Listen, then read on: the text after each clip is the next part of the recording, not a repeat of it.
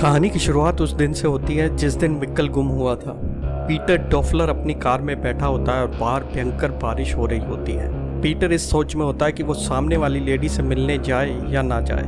Peter एकदम से car मोड़ता है और अपने पिता हेल्गे के जंगल वाले केविन की ओर चल देता है। केविन के पास वाले बंकर में घुसने के बाद वो एक बेंच पर बैठ जाता है। वो अपने आप को एक थप्पड़ मारता है और कहता है कि भगवान मुझे शक्ति देना कि मैं उन चीज़ों को मान लूँ जिनको मैं बदल नहीं सकता, और मुझे शक्ति देना कि मैं ज़िंदगी की जिन चीज़ों को मैं बदल सकता हूँ उनको बदलूँ, और भगवान मुझे इतनी बुद्धि भी देना कि मैं फ़र्क कर सकूँ कि किन बातों को बदलना है और किन को नहीं। अभी वो बोल ही रहा था कि बंकर में एकदम पोर्टल ओपन होता है। उस पोर्टल में से एक बच्चा गिरता है। पीटर उसके फेफड़े को दबाता है ताकि उसकी हार्ट बीट चल सके। वो उसको माउथ टू माउथ ऑक्सीजन देने की कोशिश करता है, परंतु वो बच्चा डेड हो चुका होता है। पीटर उसके गले में लटके हुए आईडी प्रूफ को देखता है जिस पर नाम लिखा होता है मैड्स निल्सन, जो 33 साल पहले गुम हुआ था। पीटर बंकर से निकलकर ट्रोंटी को फ़ोन करता है, कहता है कि मुझे आपके बेटे के बारे में बात करनी है। वो कहता है उल्रिच, परंतु पीटर कहता है नहीं, मैड्स के बारे में। फिर ट्रोंटी भी बंकर में पीटर के पास आ जाता है और अपने बेटे मैड्स की लाश देखता है और रोने लग जाता है। तभी दोनों को किसी के बंकर में उतरने की आवाज़ सुनाई देती है। वो होती है क्लोडिया। क्लोडिया कहती है कि हमारे पास समय बहुत कम है, हमें इस बच्चे की लाश को वहाँ पे छोड़ना होगा जहाँ पर इसको ढूंढा जा सके। यहीं से डार्क नेटफ्लिक्स का 10th एपिसोड शुरू होता है। अब दिन दिखाया जाता है 12 नवंबर 2019। जॉनस बेड पर सो रहा होता है। तभी उसको अपने कंधे पर किसी का हाथ महसूस होता है। जैसे जॉनस पीछे मुड़कर देखता है तो वो मिक्कल होता है। फिर जॉनस की नींद खुल जाती है। जॉनस दवाई उठाता है मगर वो उसको खाता नहीं, सीधा डस्टबिन में फेंक देता है। उधर मार्था और बार्थोस को दिखाया जाता है। मार्था कहती है कि मिक्कल के गुम हो जाने के बाद मैं पागल सी हो गई हूँ और मैंने सबसे रिश्ता खराब कर लिया है। बार्थोस उसको गले लगा लेता है और कहता है कि सब कुछ ठीक हो जाएगा। उधर चार्लेट हॉस्पिटल पहुंचती है और उसको पता लगता है कि हेल्गे भी गुम है। इधर जॉनस अपनी ग्रैंडमदर इनेस से मिलता है और कहता है कि मेरे पिता फ्यूचर से आए थे और यह आपको पता था, आपने सब ठीक करने की कभी कोशिश ही नहीं की। इनेस उसको उसके फादर का सुसाइड लेटर देती है। जॉनस कहता है कि यह इम्पॉसिबल है, मैंने तो इसको जला दिया था। जॉनस कहता है बाकी लोग बिल्कुल ठीक हैं, मगर मैं पागल सा हो गया हूँ क्योंकि जो बच्चा मिक्कल गुम हुआ था वो मेरे पिता थे।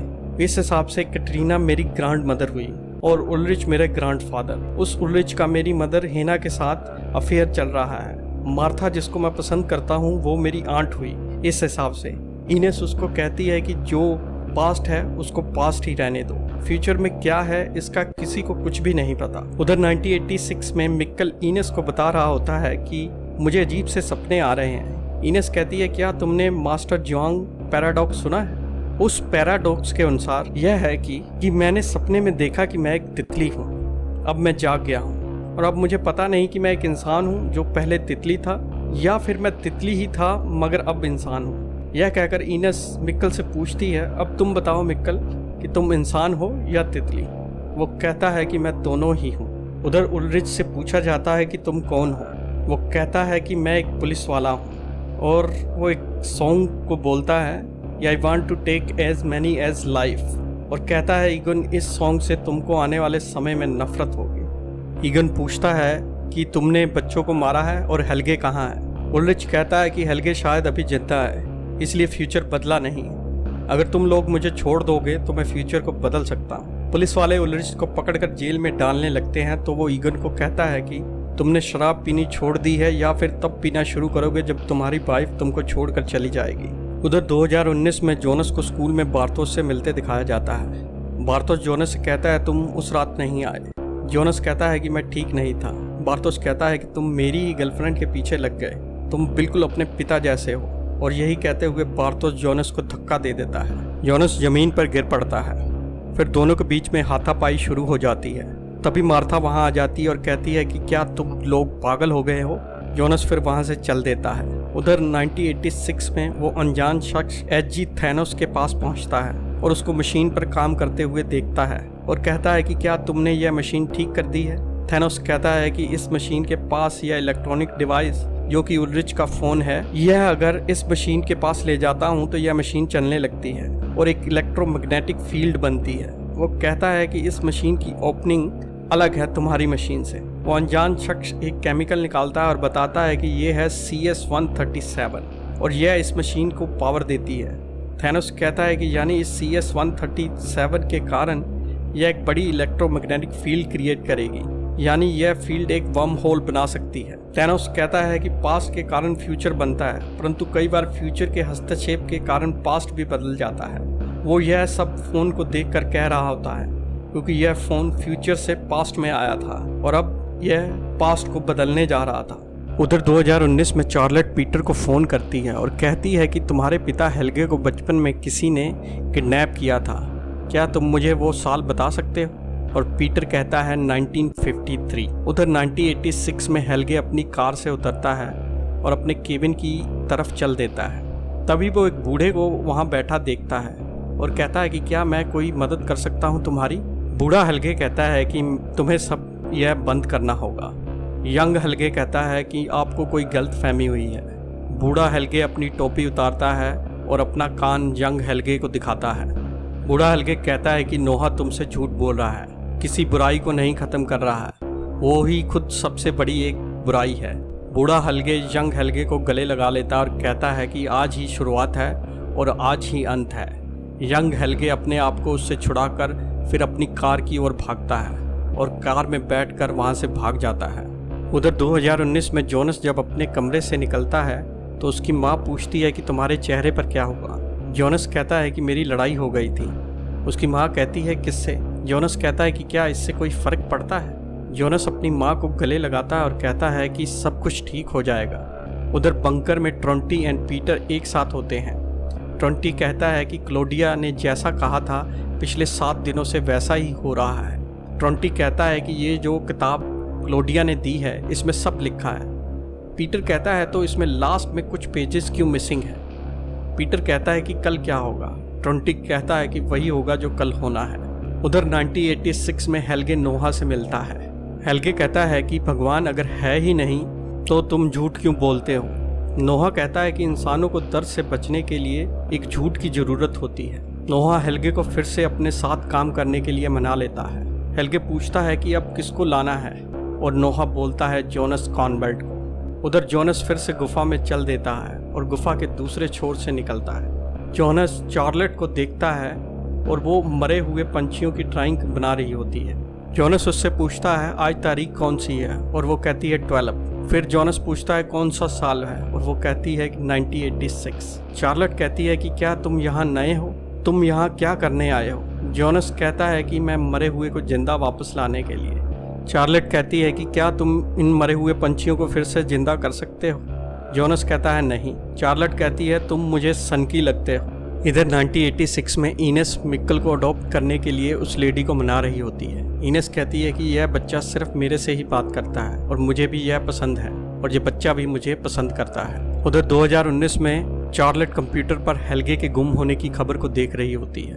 वो यह देख के हैरान हो जाती है कि हेल्गे के गुम होने के पीछे उलरिच का हाथ था, वो भी 1953 में। उधर 1953 में उलरिच के जेल वाले वार्ड में कुछ पुलिस वाले घुसते हैं और पूछते हैं कि हेल्गे कहाँ है, मगर उलरिच उनको कुछ नहीं बताता और वो सब उसको डंडे से मारना शुरू कर देते हैं और ईगन ये सब बाहर से देख रहा होता है।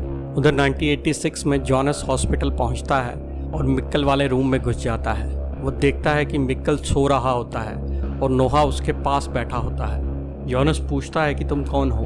तभी हेल्गे पीछे से उसके मुंह पर कपड़ा रखकर उसको बेहोश कर देता है। जब जोनस को होश आता है तो वो एक बंकर में होता है जहाँ पर बच्चों के साथ एक्सपेरिमेंट किए जा रहे होते हैं। जोनस दरवाज़ा खोलने के लिए दरवाजे को पीटता है, तभी दरवाजे से एक छोटा सा पोर्शन स्लाइड होता है और जोनस उस अनजान शख्स को देखता है। जोनस उसको बाहर निकालने के लिए कहता है, परंतु वो शख्स कहता है कि मैं तुमको बाहर नहीं निकाल सकता, मैं वही हूँ जिसने तुमको तुम्हारे पिता का सुसाइड लेटर भेजा था। वो कहता है कि तुमने जो लेटर फिर से अपनी ग्रैंड मदर से ले लिया है और वो 33 साल अपने पास रखोगे और फिर उस लेटर को अपने पास्ट वाले जोनस को दे दोगे। मैं तुम्हें इसलिए बाहर नहीं निकाल सकता क्योंकि आज जो मैं हूँ वो होने के लिए यह सब अनुभव जरूरी है।